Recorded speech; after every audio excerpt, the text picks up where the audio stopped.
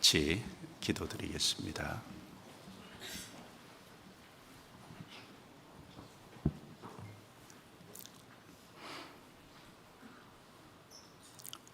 거룩하시고 은혜로우시고 자비로우신 우리 아버지 하나님, 허물과 죄 가운데 살아가던 저희들을 구원해 주시고 하나님의 거룩한 자녀로 삼아 주신 은혜 진심으로 감사합니다.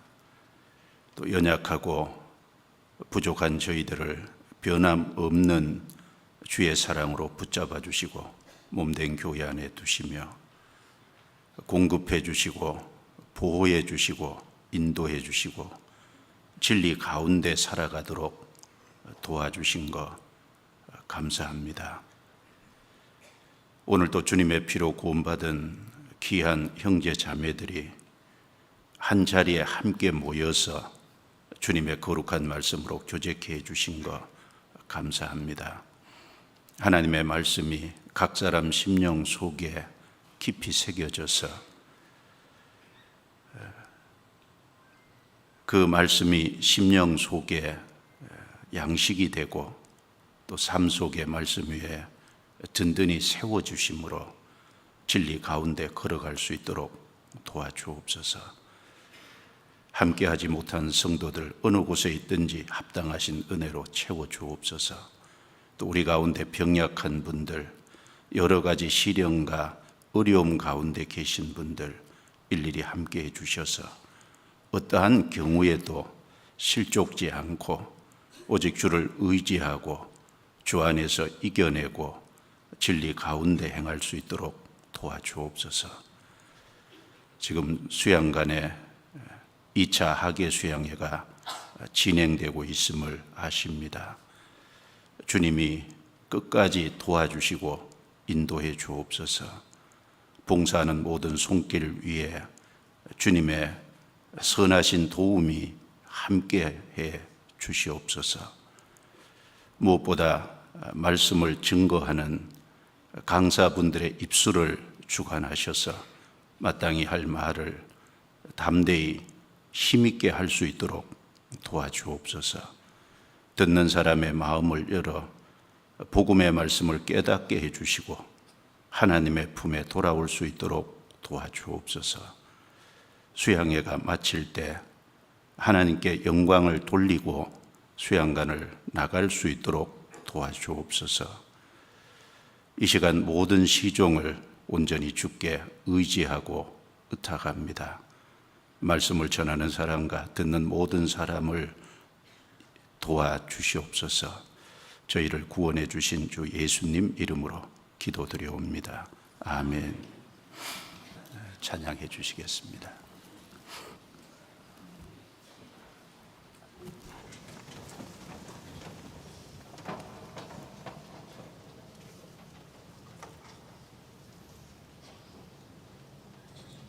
네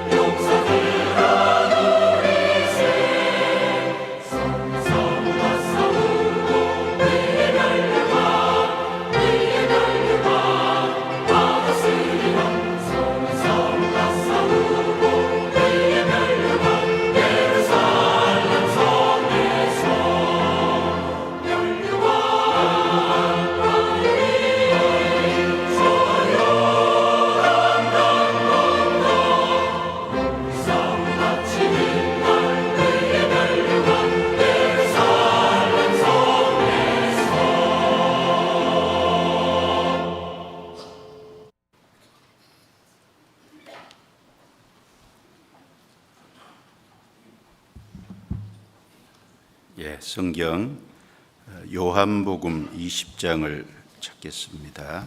요한복음 20장 19절 말씀부터 23절 말씀까지, 요한복음 20장 19절부터 23절까지 제가 읽습니다. 이날 곧 안식 후 첫날 저녁 때에 제자들이 유대인들을 두려워하여 모인 곳에 문들을 닫았더니 예수께서 오사 가운데 서서 가라사대 너희에게 평강이 있을지어다 이 말씀을 하시고 손과 옆구리를 보이시니 제자들이 주를 보고 기뻐하더라. 예수께서 또 가라사대 너희에게 평강이 있을지어다. 아버지께서 나를 보내신 것 같이 나도 너희를 보내노라. 이 말씀을 하시고 저희를 향하사 숨을 내쉬며 가라사대 성령을 받으라. 너희가 네 죄든지 사하면 사하여질 것이요 네 죄든지 그대로 두면 그대로 있으리라 하시니라. 거기까지입니다. 지금 2차 학예 수양회가 진행 중에 있습니다. 어제 저녁 통계를 보니까 12,105명이 등록을 하셨어요. 타차수 참석자까지. 그래서 1차보다가 한 650명 정도 더 많은 수가 참석을 하셨고, 서울중앙교회 성도들 이름으로 접수하신 분들도 317명이 등록을 하셨습니다. 그리고 식수 인원이 어제 정심에 가장 많을 때가 8,966명이 식수 인원에 찍혔으니까 아마 10,000명 내외로 실제 인원이 와 계신 것으로 생각이 됩니다. 기도해 주시기 바랍니다. 저희도 4차니까 이제 바로 앞에 와 있습니다. 제가 베냉 선교를 다녀왔는데 좀 기도해 주신 분들, 또 관심이 있으신 분들 계실 거니까 잠깐 간단하게만 말씀을 좀 드리는 것이 좋겠다 싶습니다. 베냉은 2011년에 복음이 처음 들어갔습니다. 복음이 들어간 때부터 지금 13년이 됐고요. 베냉에 저희 교회가 61개 교회가 있고 성도 수는 1,770명이 있습니다. 이번 수양회에 약 2,500명 정도 예상을 했는데 실제 수는 3,776명이 오셨어요. 실제 예상 수보다 훨씬 많이 오셔서 한 2,000명 들어갈 수 있는 컨벤션 장소를 빌렸는데 다 들어갈 수가 없어서 계단에도 앉고 또 2층, 1층 바깥 로비 또 사람이 앉을 수 있는 곳에는 모두 앉게 해서 영상으로 중계할 수밖에 없는 그런 상황이었습니다. 그리고 3일 동안 수양회 이제 끝나고 구원을 받았다고 거기는 자기가 기록해서 내게 하거든요. 그 다음 주에 또 새신자 훈련 프로그램이 있어서 총 438명이 구원을 받으셨다고 작성해서 내셨고, 그 수양회가 끝나고 새신자 훈련 프로그램에 참여하신 분들은 856명이 참석을 했고요. 전도인 및 임원 교육은 또 따로 했는데 한 320명 정도, 그래서 월요일부터 금요일까지 새신자 훈련 프로그램 전도인 및 임원 교육을 했고, 마지막 금요일 날 침례받은 숫자는 약 350명 정도 침례를 받았습니다. 저희 선교팀이 가서 세 팀으로 나눠서 무려 73가정을 신방을 했는데 저도 한 30 가정 정도 이제 신방을 했는데 그 신방한 가정마다 구원 간증을 가능한 한 다 들었는데 구원 간증을 들어보면 이제 말씀을 접하게 된 과정, 말씀을 듣고 깨달은 내용, 그리고 무엇보다 복음 구절을 정확하게 인용하면서 복음이 자기 속에 확실히 믿어져서 참된 평안, 확실한 믿음이 이루어졌고 자기가 하나님의 자녀가 돼서 천국 갈 자격을 얻은 것을 너무너무 기뻐하시고 확신 있게 관정하는 것을 좀 들을 수 있었습니다. 구원이 너무 확실하다는 것이 좀 느껴졌고요. 그리고 변행도 구원받은 분 어디에나 이 세상은 악한 자 마귀에게 있고 구원받은 사람은 이 세상에서 구별됐기 때문에 핍박과 박해가 있습니다. 상당히 어려운 핍박과 박해가 많은데 쫓겨나기도 하고 또 위협을 당하기도 하고 어떤 조롱과 어떤 여러 가지 것들이 있는데 집집마다 방문하면서 혹시 어려운 일 없으시냐고, 그리고 마음에 간절한 소원, 기도 부탁이 있으면 좀 해보시라고 이렇게 얘기하면 개인적인 어떤 육신의 어려움을 얘기하는 분은 제가 한 분도 못 본 것 같아요. 오직 구원받지 못한 가족이 어떻게 하면 구원을 받을 수 있는지 그 가족 구원받도록 좀 기도해 주시라고. 그리고 이 베냉 땅에 복음이 활발히 전해져서 구원받은 사람이 더 많이 일어나도록 좀 기도해 주시라고. 그리고 자기가 그 일에 하나님 앞에 쓰임 받을 수 있도록 기도해 주시라고. 그런 기도가 주였습니다. 그래서 어려운 일이 없으시냐고 이렇게 여쭤보면 어려운 일은 있죠. 그런데 괜찮습니다. 어려운 일은 있는데 괜찮대요.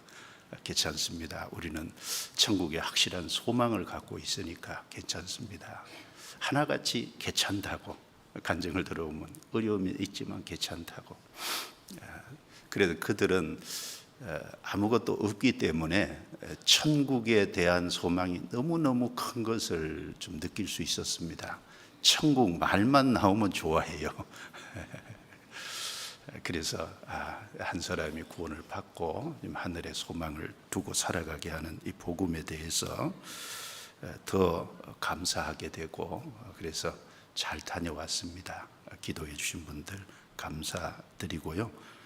또 계속해서 세계 선교에 관심을 갖고 협조해 주시면 좋겠다 부탁드립니다. 자, 오늘은 여기 요한복음 21장 그 중간에 보면 아버지께서 나를 보내신 것 같이 나도 너희를 보내노라. 여기 나도 너희를 보내노라. 그 제목을 주님께로 세상에 보냄을 받은 성도, 이런 제목을 좀 정해봤습니다. 먼저 이 본문은 그 상당히 중요한 본문이기 때문에 본문의 내용을 좀 구체적으로 좀 살펴보고 또 이어서 필요한 말씀을 좀 드려보겠습니다. 오늘 말씀을 들으면 내가 구원받은 사람으로서 하나님 앞에 어떤 사람이고 또 어떻게 행하고 살아가야 될 것이 더 분명해지리라고 생각합니다. 여기 본문 내용의 중요한 내용이 여기 반복하신 말씀이 20절, 21절에 너희에게 평강이 있을지어다 라는 말씀이고, 또 21절 뒤에 아버지께서 나를 보내신 것 같이 나도 너희를 보내노라. 그리고 22절에 성령을 받으라. 그리고 23절에 너희가 네 죄든지 사하면 사여질 것이요 네 죄든지 그대로 두면 그대로 있으리라. 이 네 가지 말씀이 중요하리라고 생각이 됩니다. 사실은 성경 전체가 요약이 된 구원받은 사람이 누구고 무엇을 해야 될지가 정확하게 여기 거론이 되고 있습니다. 좀 살펴보면 19절에 이날 곧 안식 후 첫날 저녁 때에 제자들이 유대인들을 두려워하여 모인 곳에 문들을 닫았더니 예수께서 오사 가운데 서서 가라사대 너희에게 평강이 있을지어다. 이 말씀을 하시고 손과 옆구리를 보이시니 제자들이 주를 보고 기뻐하더라. 예수께서 또 가라사대 너희에게 평강이 있을지어다. 이날 곧 안식 후 첫날, 이날은 안식 후 첫날이라고 했는데 예수님이 부활하신 날입니다. 예수님은 그날 이른 새벽에 부활을 하셨습니다. 그리고 최초로 자기의 부활의 몸을 막달라 마리아에게 보여주셨고 또 여러 여자들에게 자신의 부활의 몸을 나타내 보여주셨습니다. 그리고 그 부활의 몸을 본 여인들은 예수님의 제자들에게 가서 알렸고, 그리고 제자들 중에 베드로와 요한 두 사람은 예수님의 무덤까지 달려가서 예수님의 무덤이 빈 무덤이고 예수님의 시체가 없어졌다라는 사실을 확인을 했습니다. 그날 저녁 때에 그랬습니다. 그날 저녁 때에 제자들이 유대인들을 두려워해서 모인 곳에 모든 문들을 닫았는데 예수님이 그 집 방 안 가운데 갑자기 나타나신 겁니다. 부활하신 예수님은 몸은 실제 부활의 몸이죠. 그와 동시에 모든 문들을 닫아 놓았을지라도 물체와 물체 사이를 통과할 수 있는 신령한 몸이십니다. 예수님은 갑자기 나타나기도 하시고 사라지기도 하실 수 있는 몸을 입으셨어요. 그리고 다른 모습으로 나타날 수 있는 몸이기도 하셨습니다.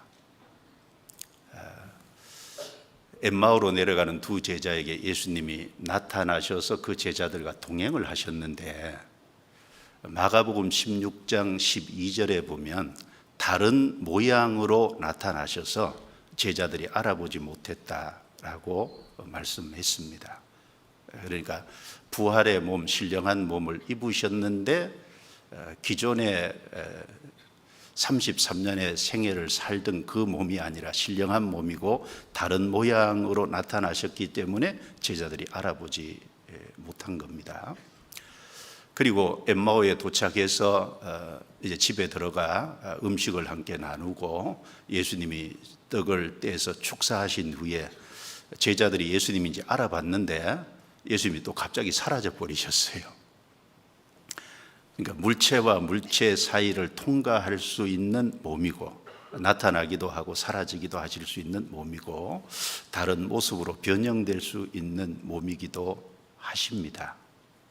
그리고 또 손의 못자국과 옆구리의 창자국을 보여주시면서 평강이 있을지어다 라고 말씀하셨으니까 실제 또 부활의 몸이니까 손의 못자국, 옆구리의 창자국도 그대로 있는 몸이에요. 그러니까 특별한 몸이시죠.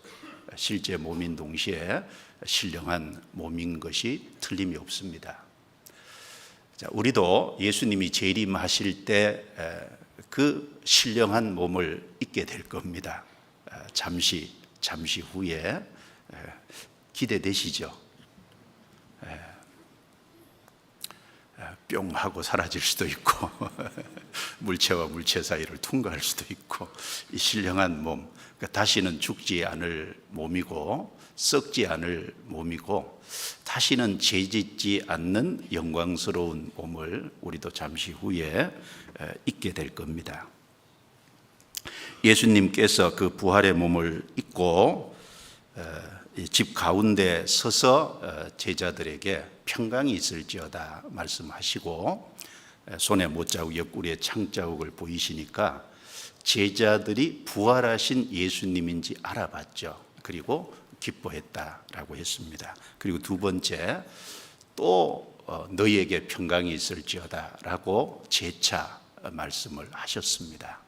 여기서 너희에게 평강이 있을지어다, 이 말씀 아주 중요한 말씀이죠. 예수님이 이 땅에 오셔서 33년의 생애를 살고 십자가에 못 박히실 때 모든 사람의 죄를 짊어지고 모든 사람의 죄에 대한 형벌을 십자가에서 대신 받으셨습니다.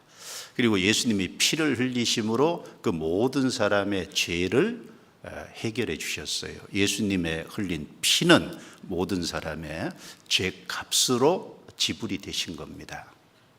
그래서 예수님이 이제 죄와 지옥의 문제를 해결해 주셨습니다.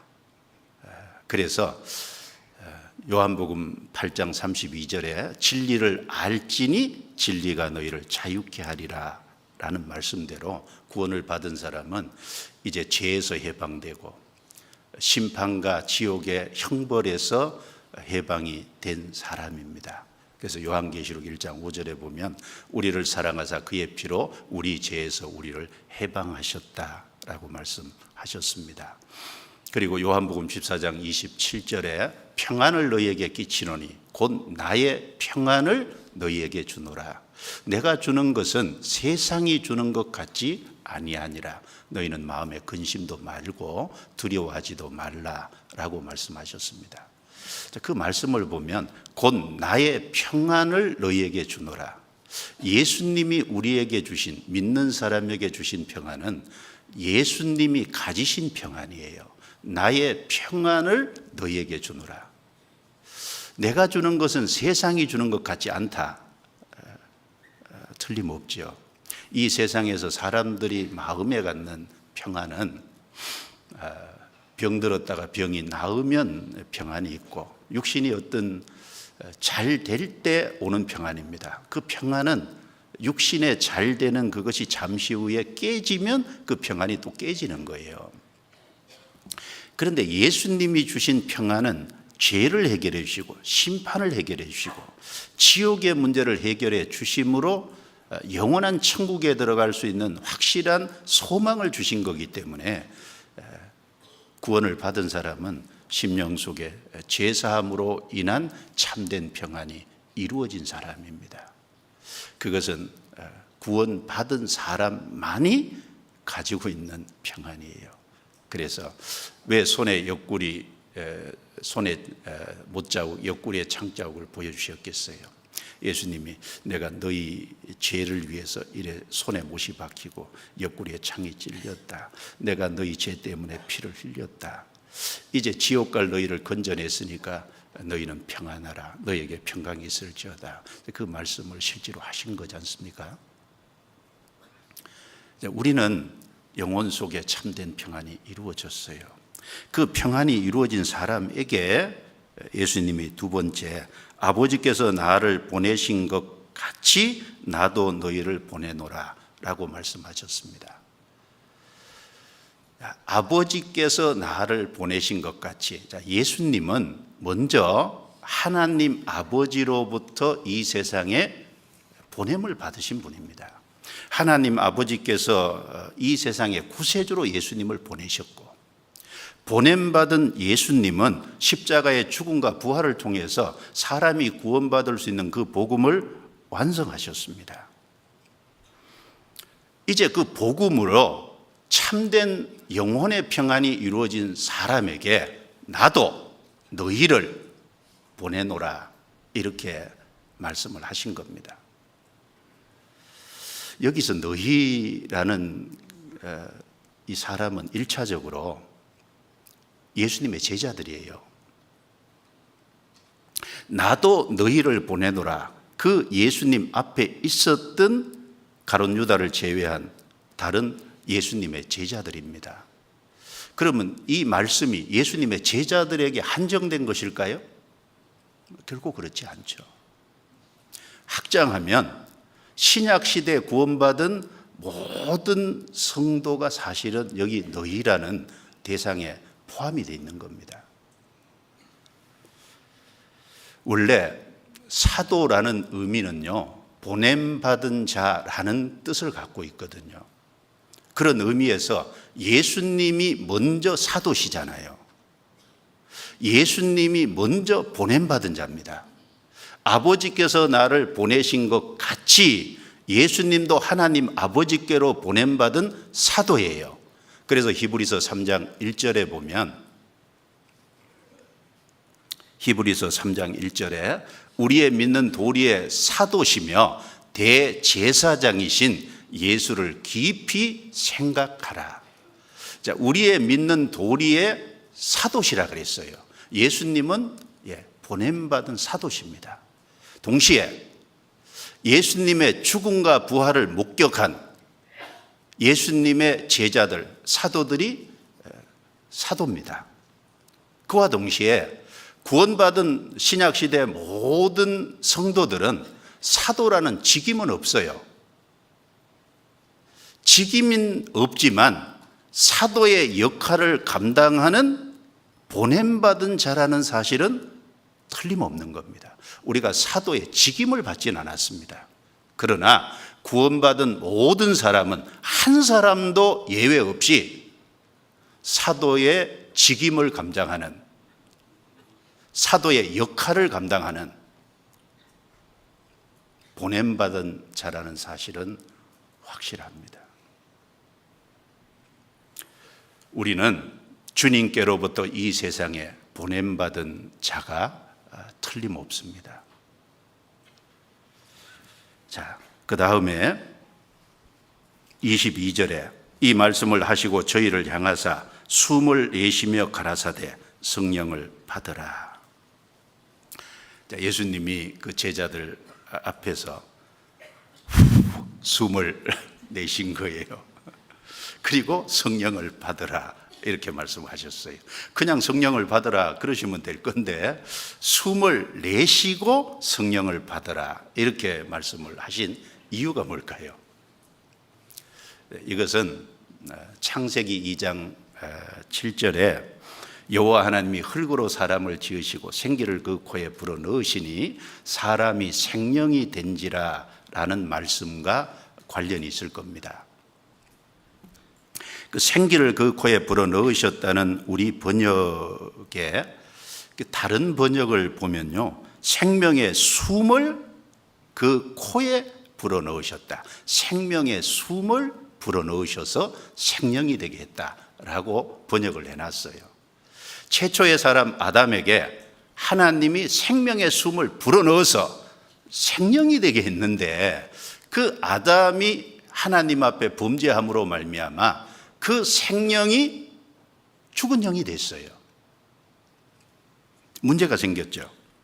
그래서 예수님께서 오셔서 십자가에서 인간의 죄 문제, 지옥 문제를 해결해 주시고 이제 그 구원받은 사람 속에 성령이 오심으로 생명을 주시고 죽은 영이 산 영이 될 것을 알려주시기 위해서 숨을 내쉬면서 성령을 받으라 라고 말씀을 하신 겁니다. 바로 인간의 문제가 죄 때문에 산 영이 죽은 영이 됐고, 그 다음에 주님이 그 죄 문제를 해결하심으로 성령이 오셔야만 비로소 생명이 주어지고 죽은 영이 산 영이 될 것을 보여주신 것이다 라는 말씀입니다. 예수님이 숨을 내쉬며 성령을 받으라 라고 말씀하셨는데 제자들이 이때 성령을 받으셨을까요? 숨을 내쉬며 성령을 받으라 라고 하셨지만 그 당시에 성령이 임한 것은 아닙니다.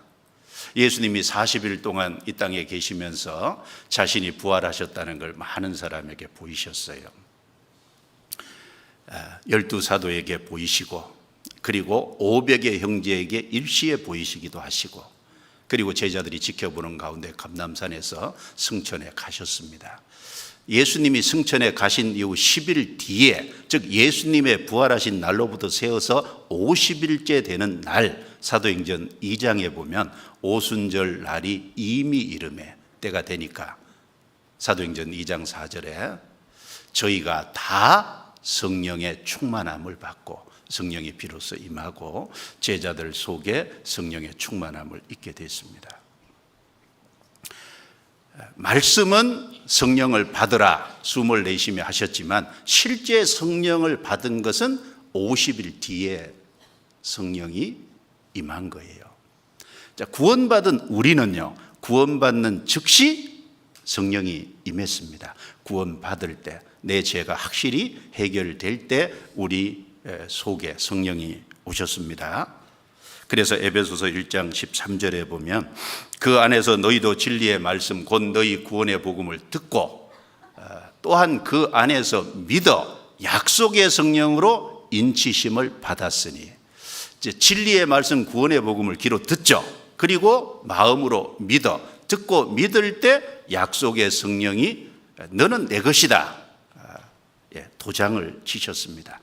과거에 도장을 치는 것은 자기 소유라는 표시로 도장을 친 건데, 성령이 우리 속에 오셨다는 것은 우리가 하나님의 소유, 하나님의 것, 영생의 열매가 되었다는 확실한 보증으로 성령이 우리 속에 오신 겁니다. 그리고 난 이후에 23절에 같이 읽겠습니다. 너희가 네 죄든지 사하면 사여질 것이요 네 죄든지 그대로 두면 그대로 있으리라 하시니라. 여기 너희가 그랬습니다. 네 죄든지 사하면 사여질 것이다. 네 죄든지 그대로 두면 그대로 있으리라.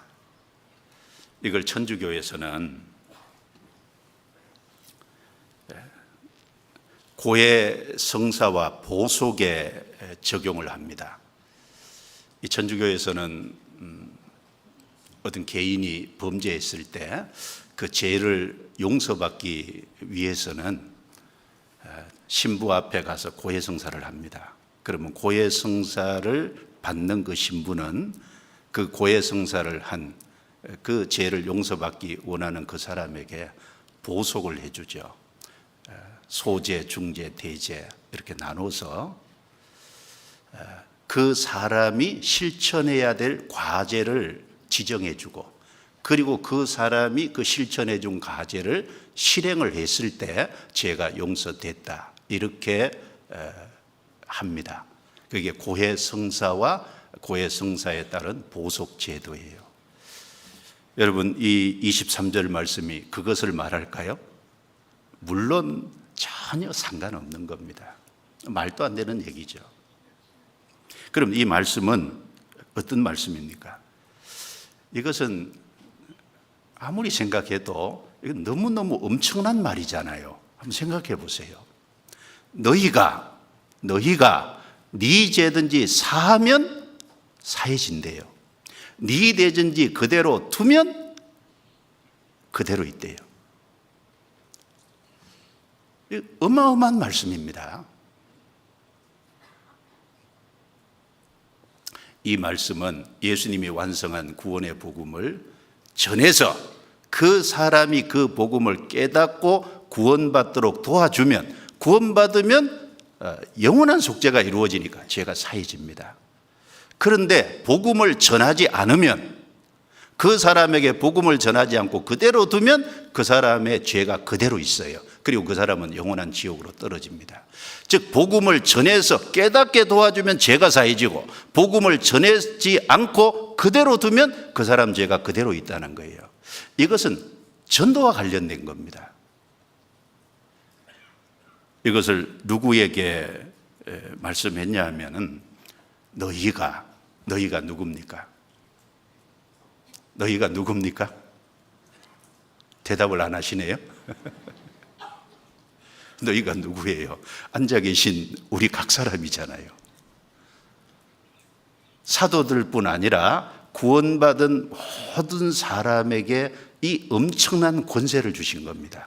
이것은 놀라운 특권이에요. 물론 그렇다고 우리가 각 사람의 죄가 사해졌노라 그럴 수는 없죠. 그것은 하나님께, 예수님께 있는 권세예요. 예수님은 중풍병자에게 내 죄가 사해졌노라 라고 말씀했어요.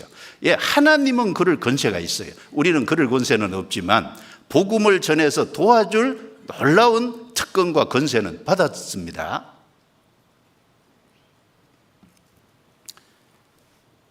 여기 첫 번째는 너에게 평강이 있을지어다.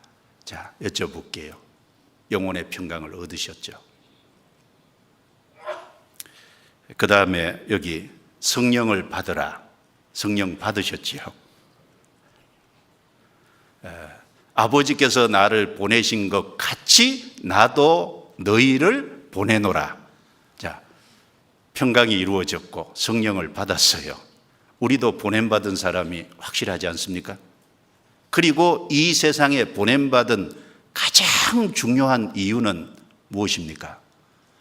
죄를 사하는, 즉 죄가 용서돼서 구원받게 하는, 하나님의 자녀가 되게 하는 그 일을 위해서 우리가 보냄받았다는 겁니다. 우리가 하는 가장 핵심적인 일이 뭐냐? 죄 사해 주는 거예요. 복음을 전해서 죄를 사함받고 구원받아서 영원한 천국에 들어가도록 하는 그 일을 위해서 보냄받은 거예요. 21절의 말씀을 조금 더 생각을 해보겠습니다. 21절 뒷부분입니다. 아버지께서, 거기부터 다시 같이 읽어보죠. 아버지께서 나를 보내신 것 같이 나도 너희를 보내노라. 예수님께서는 아버지께서 나를 보내셨다라고 하셨어요. 예수님이 이 세상에 계실 때 자신이 아버지께로부터 보냄받았다는 인식, 즉 사명감을 갖고 계셨어요. 예수님은 내가 보냄을 받은 자다. 특별히 하나님 아버지께로 보냄받았다고 하는 그 사명감이 투철하셨습니다. 요한복음에 보면요, 제가 일부러 세어봤어요. 세어봤더니 요한복음에 한 40여 차례 반복해서 예수님께서 하신 말씀 중에 아버지께서 나를 보내셨다는 말씀을 계속 반복해서 합니다. 요한복음이 21장까지 있는 걸 감안하면 적어도 한 장에 두 번씩은, 최소한 두 번씩은 예수님께서, 하나님께서 나를 보내셨다는 걸 계속 반복해서 말씀하셨다는 거예요. 몇 구절 한번 찾아볼까요? 요한복음 5장 36절입니다. 요한복음 5장 36절.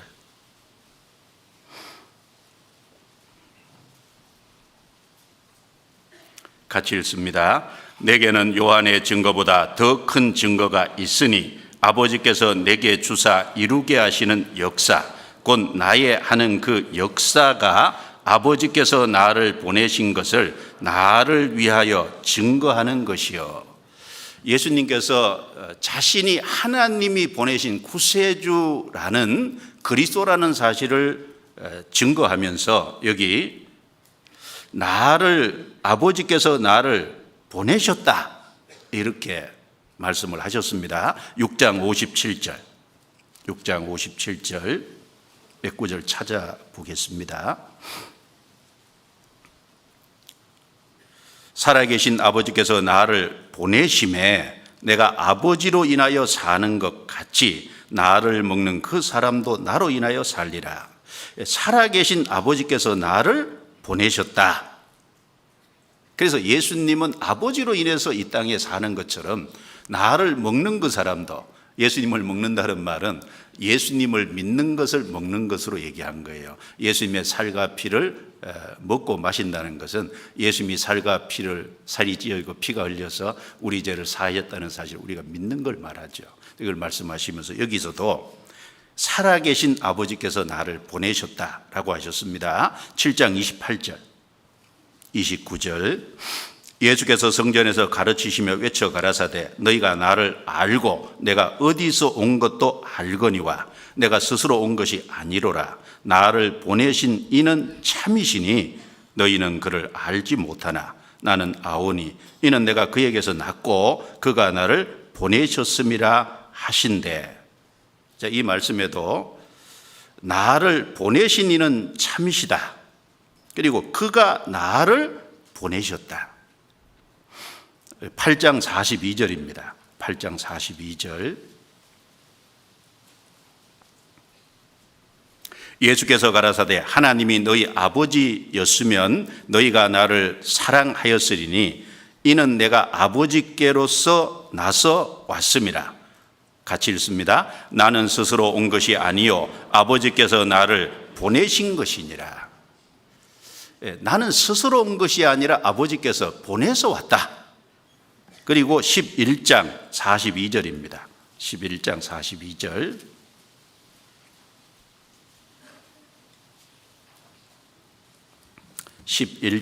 42절. 항상 내 말을 들으시는 줄을 내가 알았나이다. 그러나 이 말씀하옵는 것은 둘러선 무리를 위함이니 같이 읽습니다. 곧 아버지께서 나를 보내신 것을 저희로 믿게 하려 함이니이다.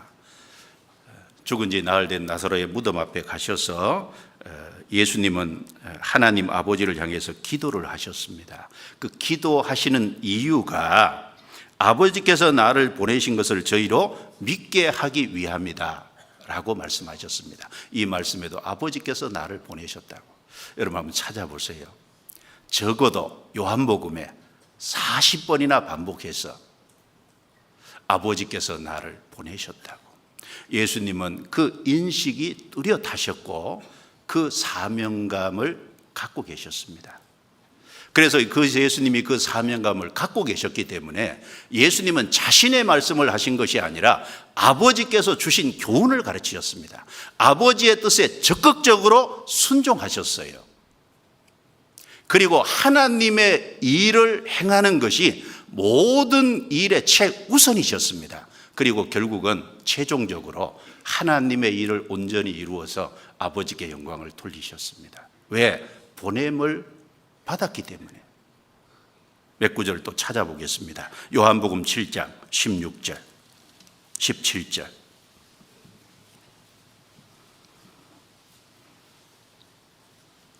요한복음 7장 16절 17절 같이 읽습니다. 예수께서 대답하여 가라사대 내 교훈은 내 것이 아니요 나를 보내신 이의 것이니라. 사람이 하나님의 뜻을 행하려 하면 이 교훈이 하나님께로서 왔는지 내가 스스로 말함인지 알리라. 자, 내 교훈은 내 것이 아니다. 나를 보내신 이의 것이다. 예수님이 하는 모든 말씀은 하나님께서 하시는 교훈을 그대로 전하신 거예요. 그래서 사람이 하나님의 뜻을 행하려고 하는 마음이 있다면 예수님이 하시는 교훈이 스스로 말함인지 하나님이 주시는 교훈을 하는 것인지 분명히 알 것이라 그랬습니다. 왜 이런 말씀을 하셨냐면 이 당시에 유대인들은 이미 구약 성경을 갖고 있었습니다. 구약 성경을 읽은 사람, 구약 성경을 가까이 하는 사람이 하나님의 뜻이 무엇인지를 알 거예요. 그 구약 성경을 알고 그 구약 성경의 하나님의 뜻대로 살려고 하는 분은 예수님의 말씀을 들으면 바로 예수님의 말씀이 구약 성경과 일치된다는 걸 정확하게 이해할 수 있었을 겁니다. 그래서 예수님께서 사람이 하나님의 뜻을 행하려 하면 이 교훈이 내가 스스로 말함인지 아버지께로 온 것인지 알아볼 것이다 라고 말씀했습니다. 예수님은 자신의 메시지를 얘기한 것이 아니라 보내신 이의 교훈, 보내신 이의 말씀, 가르치심을 전해하셨습니다. 요한복음 4장 34절입니다.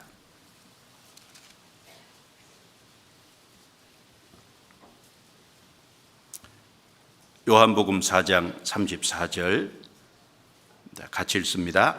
예수께서 이르시되 나의 양식은 나를 보내신 이의 뜻을 행하며 그의 일을 온전히 이루는 이것이니라.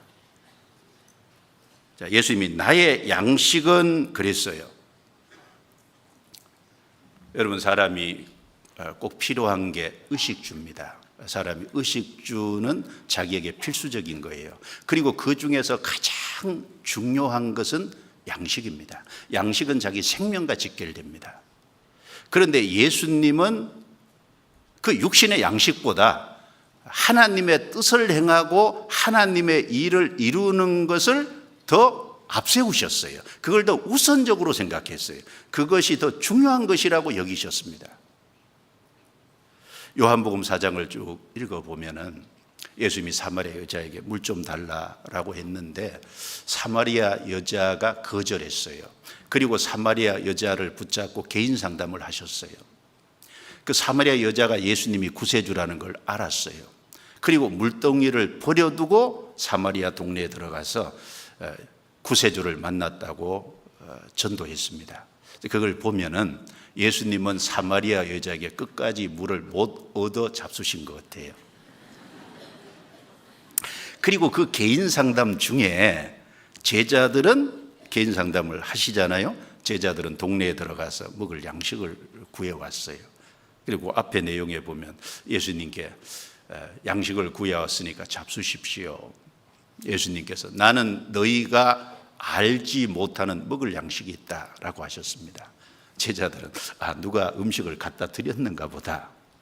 예수님께서 나의 양식은 나를 보내신 이의 뜻을 행하며 그의 일을 온전히 이루는 이것이니라. 이 말씀을 보면요, 예수님은 그 제자들이 구해온 음식을 안 잡수신 것 같아. 그리고 지금 박고랑 소리로 사람이 나오고 있잖아요. 그 예수님은 그 음식을 뒤로 제껴놓은 채 박고랑 사이로 나오는 그 사마리아 사람들을 또 대면해서 말씀을 하셨어요. 그리고 사마리아 동네로 들어가서 전도하셨어요. 예수님은 육신의 양식을 제쳐놓고 그것보다 더 우선해서 그게 먹는 게 필요한 것이지만 지금 배가 고픈 것이 사실이지만 그러나 그걸 뒤로 하고 먼저 하나님의 뜻을 행하고 그 일을 이루는 것을 앞세우셨다 그 말입니다. 그걸 더 우선시하셨어요. 그리고 보내심을 받은 분이기 때문에 그 보내신 하나님의 뜻에 철저히 적극적으로 순종하셨잖아요. 마태복음 26장 내용에 보면 겟세마네 동산에서 기도하실 때 아버지여 이 잔을 내게서 지나가게 하옵소서. 그러나 내 원대로 마옵시고 아버지의 원대로 되기를 원합니다.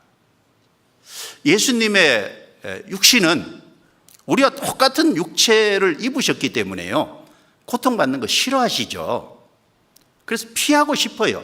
십자가의 잔을 피하고 싶습니다. 그러나 내 원대로 마옵시고 아버지의 원대로 되기를 원하옵나이다. 보내심을 받았으니까 보내심을 받은 부의 뜻이 무엇인지 알고 거기에 적극적으로 순종하셨습니다.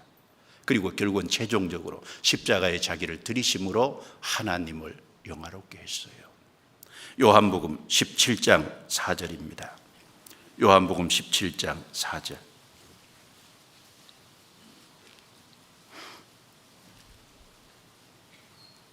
같이 읽겠습니다.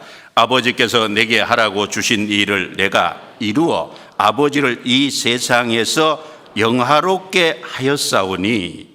됐습니다. 내게 하라고 주신 일을 내가 온전히 이루어서 아버지를 이 세상에서 영화롭게 했습니다.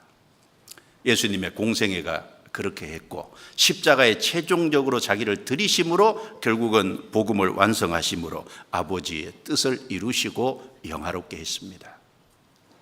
요한복음 8장 29절에 보면 나를 보내신 이가 나와 함께 하시도다. 내가 항상 그의 기뻐하시는 일을 행함으로 나를 혼자 두지 아니하셨다. 항상 그의 기뻐하시는 일을 행했다고 했습니다. 예수님도 먼저는 보냄받은 분입니다. 예수님도 먼저는 사도셨어요. 그래서 보냄받은 자의 입장에서 보내신 하나님의 교훈을 가르쳤습니다.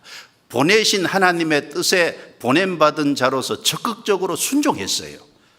모든 일의 최우선으로 그분의 뜻과 그분의 일을 이루시는 걸 앞세웠습니다. 그리고 결국은 온전히 이루어서 하나님께 최종적으로 영광을 돌렸습니다.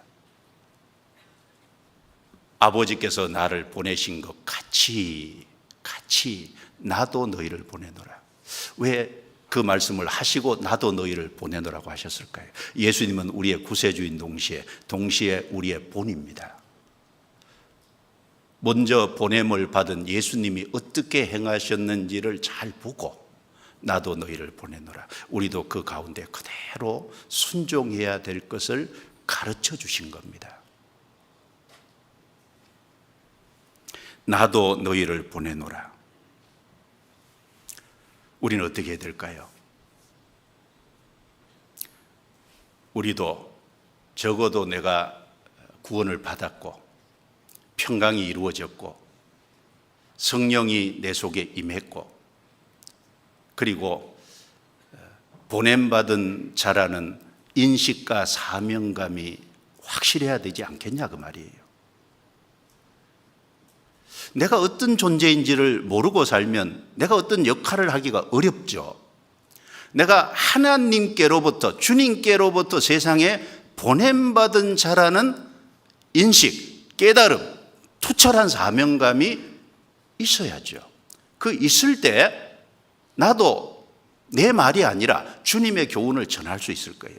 나도 보내신 분의 뜻에 적극적으로 순종할 수 있을 겁니다. 나도 보내신 분의 일이 무엇인지를 알고 그분의 일을 우선적으로 앞세울 수 있을 거예요. 그리고 보내신 분의 일을 다함으로 우리도 하나님께 영광을 돌릴 수 있을 겁니다. 예수님의 그 모습은 우리가 본받아야 될 그 모습을 그대로 보여주신 겁니다. 구원받은 사람의 삶의 목적이 뭡니까? 왜 이 땅에 있습니까? 아니, 우리를 구원하셨으면 즉시 천국에 가면 좋잖아요. 우리를 이 땅에 남겨두신 여러 가지 이유가 있는데 그 중에 가장 대표적인 이유가 전도, 영혼을 구하기 위해서 그 일에 사용하기 위해서 우리를 이 세상에 뒀다는 것은 틀림없는 겁니다. 그게 가장 중요한 일이에요.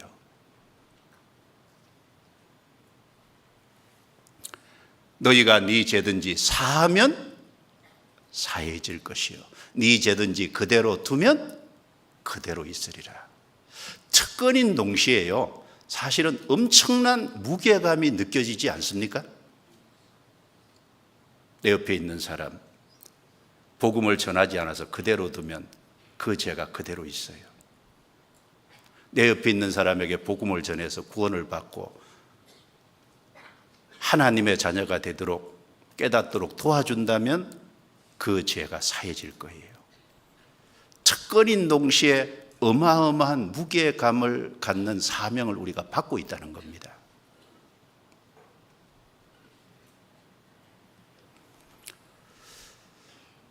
하나님께서 이 세상에 여러 피조물들을 지으면서 특별히 사람만 하나님의 형상대로 만드셨어요.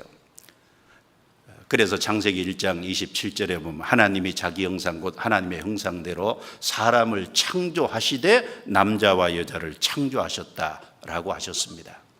그런데 그 첫사람 아담이 범죄함으로 말미암아 생명이었는데 죽은 영이 됐어요. 결국은 하나님의 형상을 잃어버렸습니다. 그래서 첫 번째로는 구원이 필요한 거예요. 그리고 구원받은 이후에는 하나님이 원래 우리에게 주시기로 원하셨다는 것은 영광입니다. 하나님의 영광을 영원히 같이 누리기를 원해서 우리를 구원하신 겁니다. 그래서 사람에게 결국은 주시고자 하는 게 두 가지입니다. 구원과 영광입니다. 이 성경에 가장 중요한 두 가지 주제가 구원과 영광입니다. 왜 구원이 필요하냐?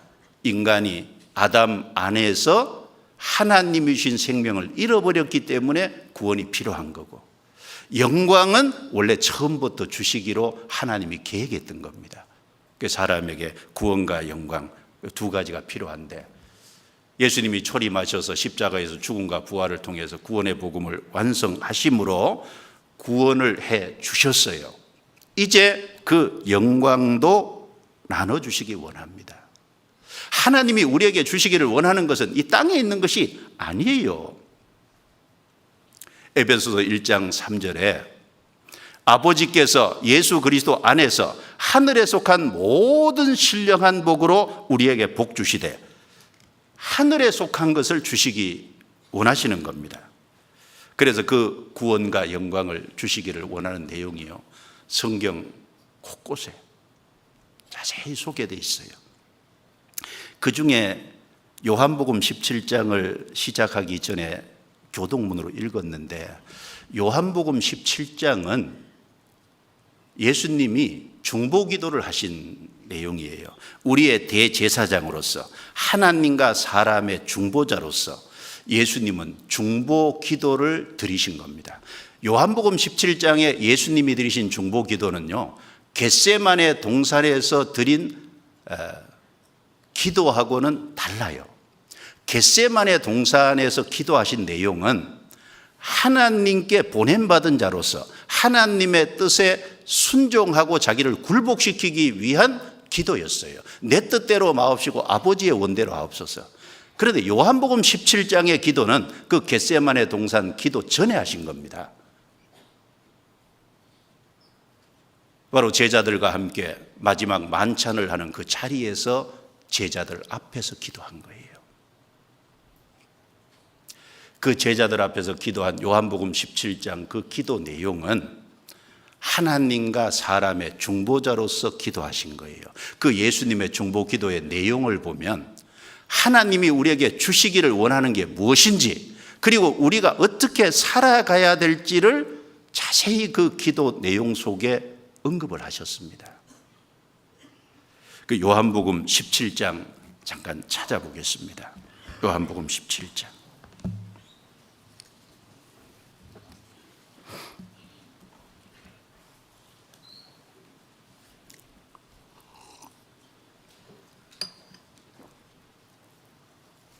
요한복음 17장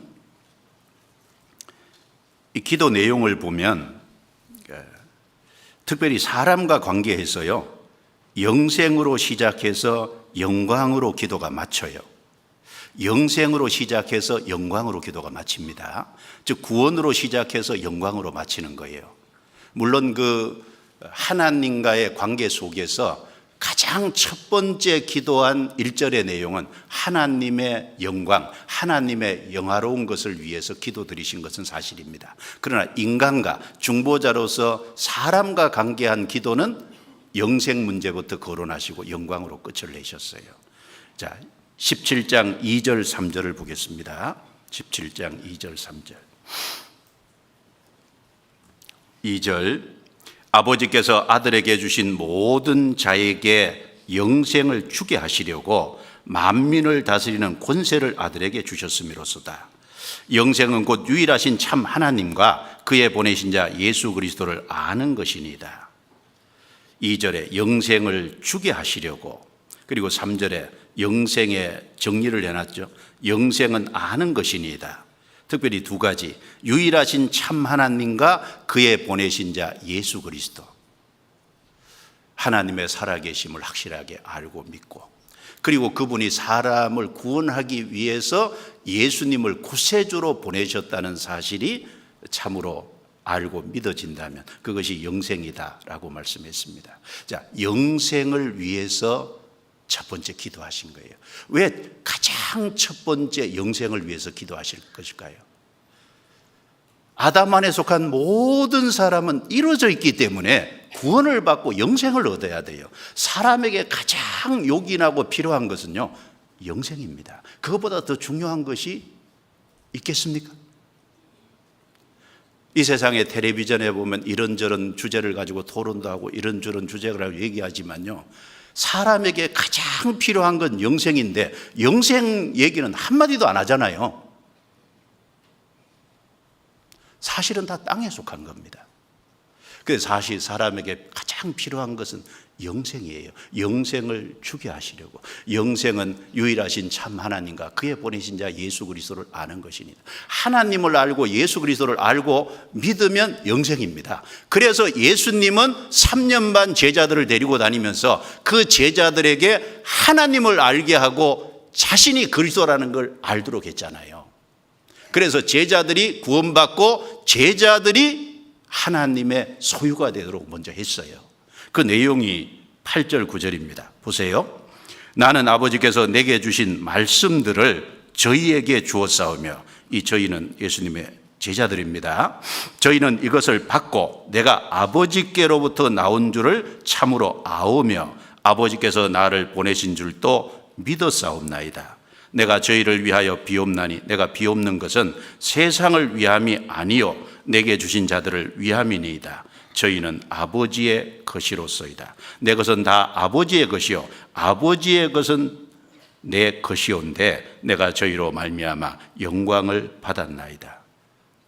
그래서 영생이 하나님과 예수 그리스도를 알고 믿는 것이기 때문에 8절에 아버지께서 내게 주신 말씀들을 저희에게 주었사오며, 하나님은 어떻게 증거합니까? 말씀을 통해서 증거하잖아요. 그래서 구약 성경을 통해서 아버지께서 주신 말씀들을 제자들에게 전함으로 저희는 이것을 받고, 말씀을 받고 아버지께로부터 나온 줄을 참으로 알고 믿었사옵나이다. 예수님의 12제자 중에 가룟 유다를 제외한 나머지 11제자는 믿었어요. 그런데 가룟 유다는 끝까지 안 믿었어요. 성경에 가룟 유다는 안 믿었다고 했습니다. 그러나 나머지 제자들은 믿었어요. 영생 얻은 사람은 하나님의 소유, 예수 그리스도의 소유가 됐어요. 영생 문제를 위해서 첫 번째 기도하신 겁니다. 모든 사람은 가장 우선적으로 영생 문제가 해결이 돼야 돼요. 영생 문제가 해결된 사람은요, 영광을 위해 나아가야죠. 영생으로 시작해서 영광으로 마쳤다니까요. 24절입니다. 24절 같이 읽겠습니다. 아버지여, 내게 주신 자도 나 있는 곳에 나와 함께 있어 아버지께서 창세 전부터 나를 사랑하심으로 내게 주신 나의 영광을 저희로 보게 하시기를 원하옵나이다. 내게 주신 자도 나 있는 곳에 나와 함께 있어. 주님이 최종적으로 가시는 곳이 천국이잖아요. 주님이 계신 곳에 영생 얻은 자도 같이 있어. 내게 주신 나의 영광을, 예수님은 하나님이 사람이 되셨다가 살다가 가신 분이에요. 그 예수님에게 있는 영광을 저희도 보기 원하나이다. 본다는 건 단지 보고 마는 걸까요? 그걸 보려면 그 영광에 같이 참여한다는 말입니다. 그 영광에 같이 참여하기를 원하세요. 우리는 주님이 가신 곳에 최종적으로 거기 있을 겁니다. 그리고 그 영광에 참여할 겁니다. 시작은 영생이고 마치는 것은 영광이에요. 즉 사람에게 구원과 영광을 주시기를 원하신다는 것을 우리가 명확하게 볼 수 있는 겁니다. 몇 가지 더 말씀을 드려보면 시편 62편 7절에 보면 다윗이 나의 구원과 영광이 하나님께 있으며, 구원과 영광 두 가지를 딱 집어서 말했어요. 나의 구원과 영광이 하나님께 있다 그랬습니다. 그리고 디모데후서 2장 10절에 바울 사도께서 그러므로 내가 택하신 자들을 위하여 모든 것을 참으면 저희로도 그리스도 예수 안에 있는 구원을 영원한 영광과 함께 얻게 하려 함이로라. 여기 저희는 1차적으로 이스라엘 사람입니다. 바울 사도는 이방인의 사도지만 먼저 어디를 가든지 유대인에게 동족인 그들에게 복음을 전하기를 힘썼어요. 그리고 그 동족이 계속해서 박해를 하고 대적을 했지만 끝까지 그들에게 전도하기를 원하고 참았어요. 유대인을 위해서도 모든 것을 참으면 저희로도 그리스도 예수 안에 있는 구원을 영원한 영광과 함께 얻게 하려 함이라. 구원과 영광입니다. 그리고 마태복음 5장에 우리가 주일마다 팔복에 대해서 자세히 목사님 말씀해 주신 걸 배웠습니다. 그 팔복의 첫째가 마태복음 5장 3절에 보면 심령이 가난한 자는 복이 있나니 천국이 저희 것이며, 구원입니다. 영생 얘기예요. 제일 마지막이 영광이잖아요. 마태복음 5장 10절에 의를 위하여 핍박을 받는 자는 복이 있나니 천국이 저희 것임이라. 나를 인하여 너희를 욕하고 핍박하고 거짓으로 너희를 거스려 모든 악한 말을 할 때에는 너희에게 복이 있나니 기뻐하고 즐거워하라. 하늘에서 너희 상이 큼이라. 너희 전에 있던 선지자들을 이같이 핍박하였느니라. 끝에가 상이잖아요. 의를 위하여 핍박을 받는 상, 영광을 말했습니다. 구원으로 시작해서 팔복도 영광으로 마칩니다. 고린도전서 3장 10절부터 15절에 보면 신앙을 건축하는 것에 비유했어요. 터와 그 위에 쌓아 올리는, 터가 있고 그 위에 건축하는 두 가지를 얘기했는데, 그 고린도전서 3장 12절에 보면 이 터는 곧 그리스도라. 터는 그리스도예요. 그리스도를 통해서 구원을 받아요. 한 사람이 구원을 받으면 건축하는 것으로 말하면 터가 준비된 거예요. 그 위에 쌓아 올립니다. 어떤 사람은 나무나 풀이나 짚으로 쌓아 올리고 어떤 사람은 금은 보석으로 쌓아 올리고. 예, 육신의 것이냐 신령한 것이냐 두 가지 차이죠. 그래서 12절에 보면 그 날이 공력을 밝히리니 그 날은 재림하시는 날입니다. 그래서 불이 지나가는데 타버리면 해를 받고 그 위에 세운 공력이 그대로 있으면 상을 영광을 받는다라고 말씀했습니다. 거기도 보세요. 터, 구원 그리고 쌓아 올린 것의 결과는 상입니다. 거기도 구원과 영광이에요. 신약성경 시작인 마태복음 1장 1절에요. 아브라함과 다윗의 자손 예수 그리스도의 세계라 라고 말씀했습니다. 왜 예수님이 아브라함과 다윗의 자손이 되셨냐? 아브라함에게 주셨던 구원을 주시고 다윗에게 주셨던 영광을 주시기 위해서 구원과 영광입니다. 아브라함은 모든 믿는 사람의 믿음의 대표예요. 아브라함은 믿음으로 구원을 얻은 의롭다함을 받은 사람의 대표입니다. 그래서 믿음으로 구원을 얻은 영생 얻은 사람은 다 아브라함의 자손이라고 했습니다. 영적 아브라함의 자손입니다. 그러나 영적 이스라엘은 없죠. 이스라엘은 국가적으로 끝까지 이스라엘입니다. 그러나 믿는 사람은 영적 아브라함의 자손은 맞아요. 구원입니다. 다윗은 통일 국가를 이루었던 이스라엘의 위대한 왕입니다. 영광입니다. 아브라함과 다윗의 자손 예수 그리스도의 세계라. 예수님이 초림하심으로 바로 복음을 완성하심으로 우리에게 구원을 주셨어요. 재림하실 때 그 영광을 가지고 오실 겁니다. 그 구원은 예수 그리스도의 완성하신 것을 믿음으로 얻어요. 영광은요. 영광은 다릅니다. 영광은 바로 우리를 이 땅에 남겨두신 목적이 나도 너희를 보내노라.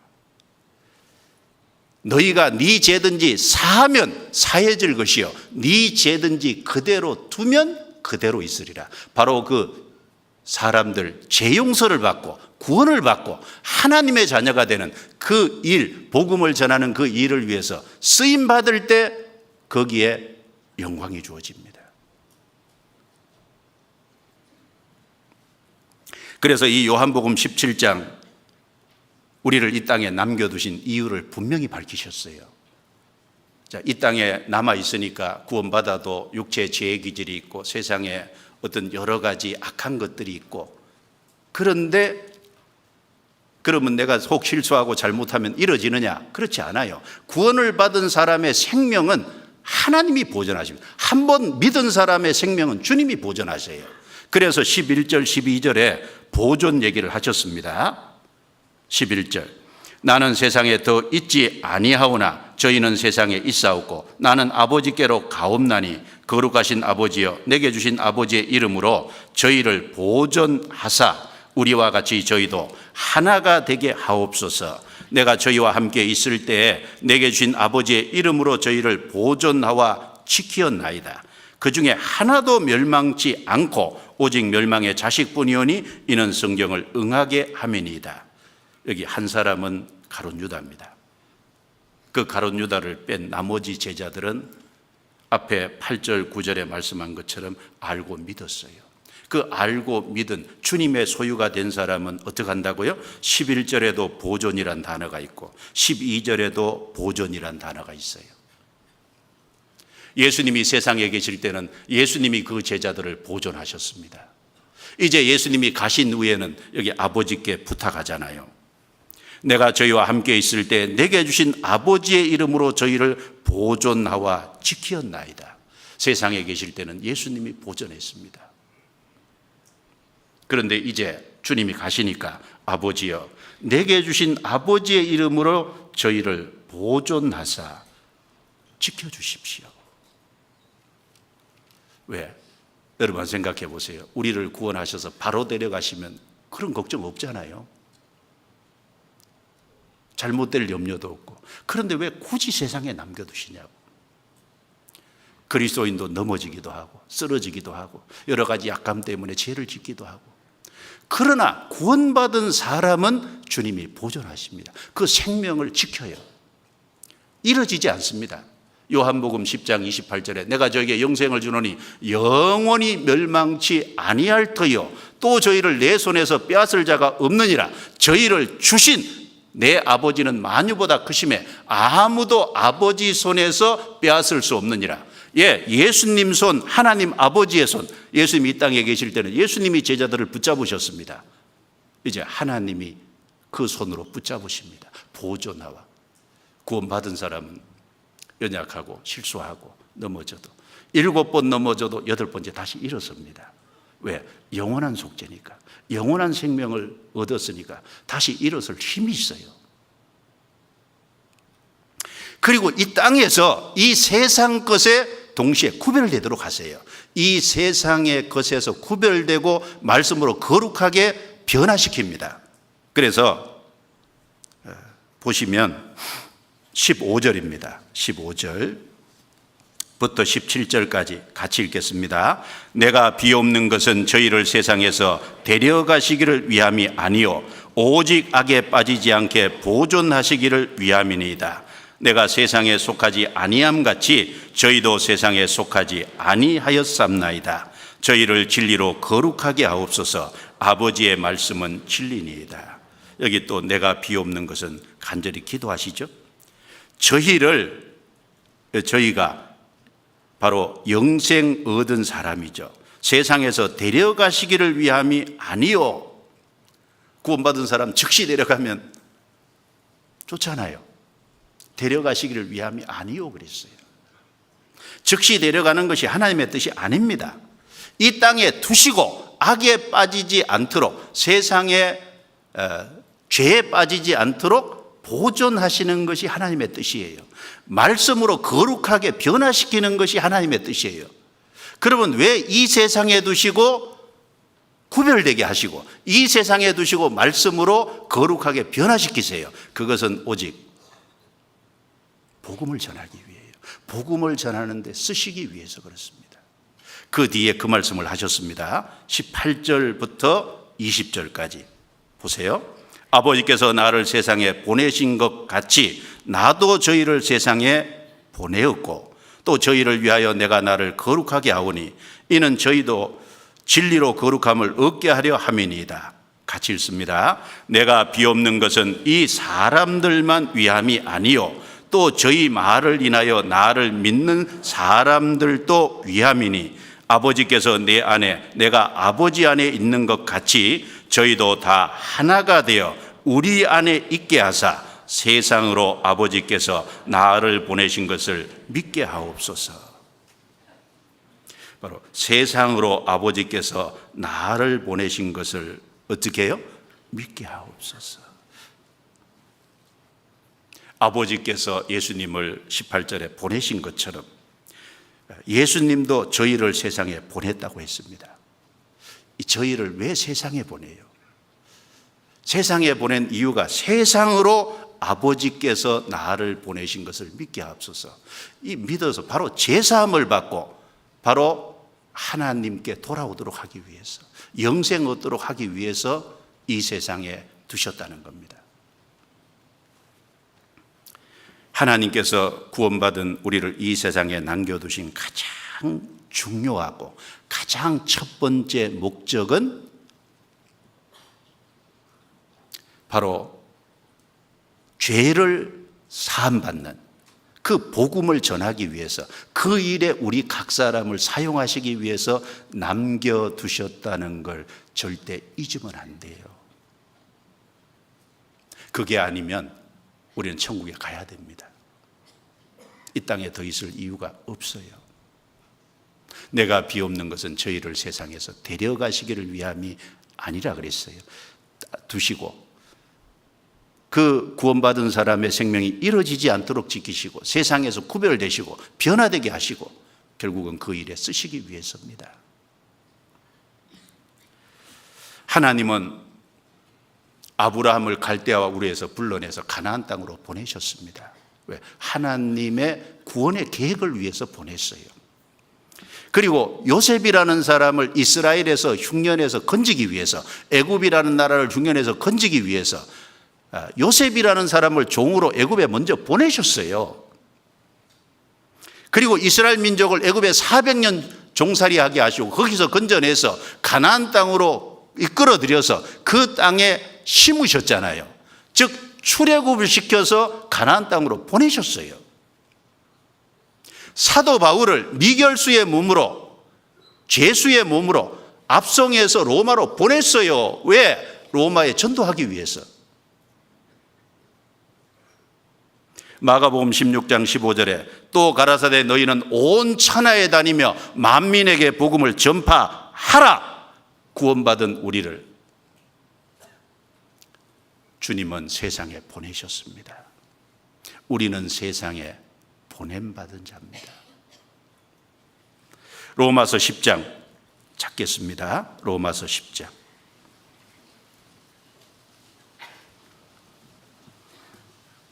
13절부터 15절입니다. 로마서 10장 13절부터 15절 제가 읽습니다. 누구든지 주의 이름을 부르는 자는 구원을 얻으리라. 그런즉 저희가 믿지 아니하는 이를 어찌 부르리요? 듣지도 못한 이를 어찌 믿으리요? 전파하는 자가 없이 어찌 들으리요? 같이 읽습니다. 보내심을 받지 아니하였으면 어찌 전파하리요? 기록된 바 아름답도다. 좋은 소식을 전하는 자들의 발이여 함과 같으니라. 여기 보시면 주의 이름을 부르는 자는 구원을 얻으리라. 누구든지입니다. 여기 주의 이름을 부른다는 것은요, 이 로마서가 기록될 당시에 박해 시대라는 걸 생각을 해야 됩니다. 박해 시대에 주의 이름을 공개적으로 시인한다는 것은 죽음을 각오한 거예요. 주님의 이름을 믿는 사실을 공개적으로 시인하는 것은 그러니까 틀림없이 먼저 전제 조건이 믿어져야 돼요. 마음에 믿어지려면 말씀을 들어야 돼요. 그리고 들으려면 누군가는 전해줘야 돼요. 전하려면 보내심을 받지 아니하였으면 누가 전파하리요? 여쭤보겠습니다. 여기 로마서 10장 13절에 보내심을 받지 아니하였으면 누가 전파하리요? 이 세상에 아직 영생 얻지 못한, 마음의 평강이 이루어지지 않은, 성령을 받지 않은 사람들은 보내시지 않아도 자기가 보냄받은 자라고 떠들썩하게 가서 외치는데 정작 보냄받은 사람들은 조용하면 안 되죠. 여기 15절에 보내심을 받지 아니하였으면, 여기 보냄을 받은 자가 누굽니까? 제가 여쭤볼게요. 누구예요? 대답을 안 하셔요? 누구예요? 옆에 분 보세요. 예, 옆에 분 말고 자기 보내심을 받은 분이 우리 각자잖아요. 이걸 분명히 생각해야죠. 다른 사람은 어떻게 하든지 상관없이 나는 하나님의 보내심을 받은 자다. 이 보내심을 받았다는 것이 놀라운 특권이잖아요. 한번 생각해 보세요. 목사님 자주 말씀하시지만 인공위성을 쌓아 올리는 과학자도 이걸 할 수 없는 일이잖아요. 복음을 전해서 구원을 받도록 하는 일은 과학자가 할 수 있는 일이 아니지 않습니까? 육신의 생명을 고치는 의사도 할 수 있는 일이 아닙니다. 세계 경제를 이끌고 있는 대기업의 재벌도 할 수 있는 일이 아니죠. 정치를 하는 국회의원과 대통령이 할 수 있는 일도 아니죠. 수만 명의 군인을 가라고 하면 가라고, 오라고 하면 오라는, 그걸 호령하는 장군도 할 수 없는 일입니다. 오직 구원받은 사람만 할 수 있는 일이에요. 그것은 놀라운 특권입니다. 보내심을 받지 아니하였으면 누가 전파리요? 사도들뿐 아니라 구원받은 모든 사람은 하나님께로부터 세상에 보내심을 받은 자. 우리는 그 사명을 받았어요. 특권인 동시에 의무입니다. 의무. 내가 해야 될 일이에요. 성경 고린도후서 5장을 보겠습니다. 고린도후서 5장.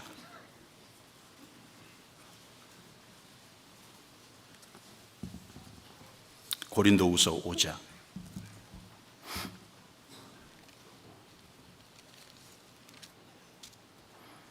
5장 17절부터 6장 2절까지 조금 길지만 제가 읽어보겠습니다.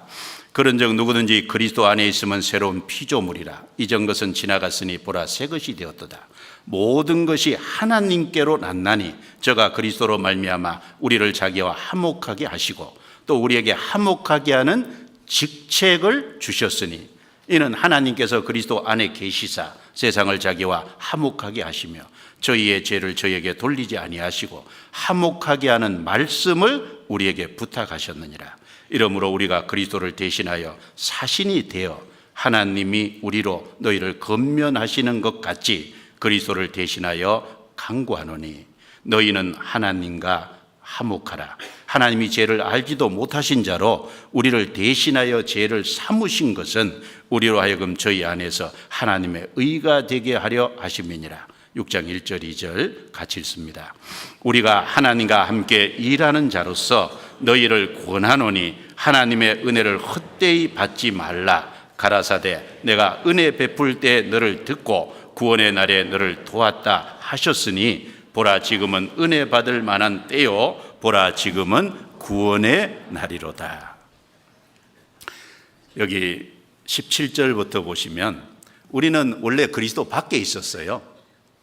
그런데 그리스도 밖에 있었는데 복음을 통해서 진리를 깨닫고 그리스도 안에 들어와서 새로운 피조물이 됐습니다.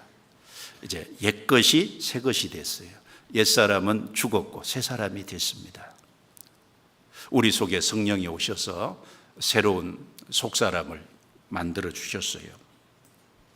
그리고 우리에게 18절에 화목하게 하는 직책을 주셨어요. 새로운 피조물이면 새로운 직책이 필요하잖아요.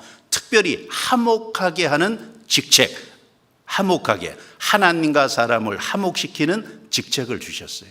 직책만 주신 게 아니고 직책으로서 일할 수 있는, 전할 수 있는 말씀도 주셨어요. 19절에 화목하게 하는 말씀을 우리에게 부탁하셨느니라. 직책도 주시고 말씀도 주시고. 그래서 구원받은 사람은 20절에 이러므로 우리가 그리스도를 대신하여 사신이 되어 하나님이 우리로 너희를 건면하시는 것 같이 그리스도를 대신하여 간구하노니 너희는 하나님과 화목하라. 그리스도를 대신한 사신이에요. 여러분, 한 국가의 대사로서 외국에 파송되어 있으면 뭘 생각해야 되겠어요? 그 보냄을 받은 자니까 그 보낸 국가를 위해서 모든 것을 우선적으로 생각해야 되지 않겠어요? 그런데 국가의 대사로서 파견된 사람이 한 나라의 국가에 이런 관심이 없이 자기 개인 일에만 힘쓴다면 그것이 하나님 보실 때 합당치, 국가적으로도 합당치 않을 겁니다. 신앙적으로도 마찬가지죠. 하나님이 우리를 구원하셔서 새로운 피조물이 되게 하시고 화목하게 하는 직책을 주시고 화목하게 하는 말씀도 맡기셔서 대사로 파송을 했어요. 그리스도를 대신한 사실입니다. 그래서 우리는 하나님의 동역자입니다. 그런데 그 일을 우선적으로 생각하는 것보다 우리 개인의 일은 신경 쓰는데 그 일은 뒤로 미룬다면 하나님 보시기에 합당치가 않겠지요. 그래서 6장 2절에 내가 은혜 베풀 때 너를 듣고 구원의 날에 너를 도왔다 하셨으니 보라 지금은 은혜 받을 만한 때요 보라 지금은 구원의 날이로다. 이게 은혜 시대잖아요. 교회 시대입니다. 이 은혜 시대, 교회의 시대가 잠시 후에 끝이 나요. 그러면 우리가 전도하고 싶어도 전도할 수 없는 때가 오지 않습니까? 보라 지금은 지금 할 수 있는 일이에요.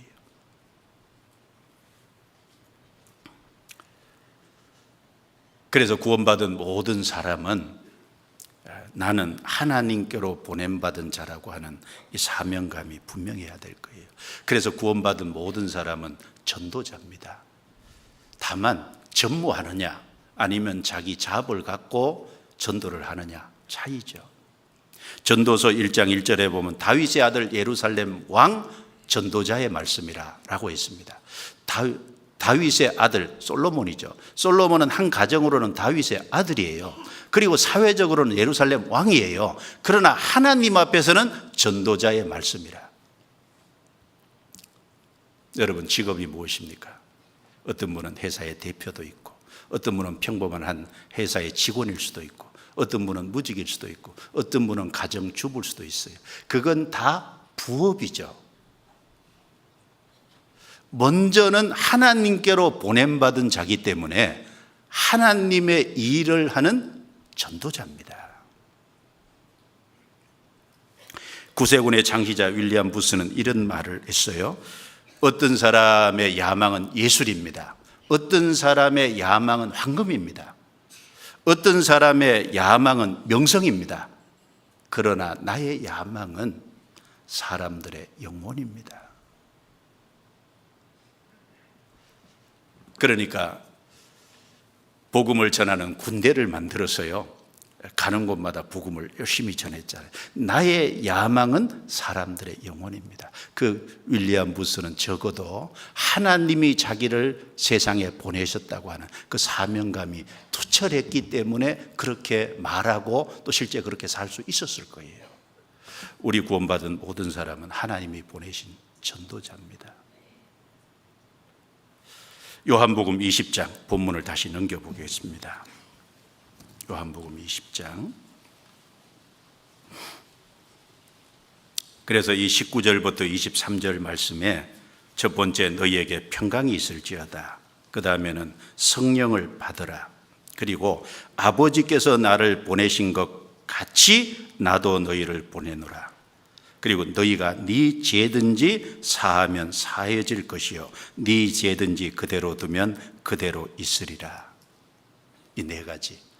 자, 우리는 구원을 받음으로 참된 평안을 얻었어요. 그리고 죄 사함을 받을 때 성령이 우리 속에 선물로 임했어요. 그러니까 우리도 세상에 보냄받은 자입니다. 특별히 너희가 네 죄든지 사하면 사해질 것이요 네 죄든지 그대로 두면 그대로 있으리라. 복음을 전해서 죄 사함 받는 것을 도와주는 그 일을 위해서 보냄받은 전도자입니다. 우리는 사도의 직임은 없어도 사도의 역할은 모든 사람이 감당하고 있는 거예요. 그 일을 하라고 이 땅에 남겨둔. 내가 비옵는 것은 저희를 세상에 데려가시기를 위함이 아니다.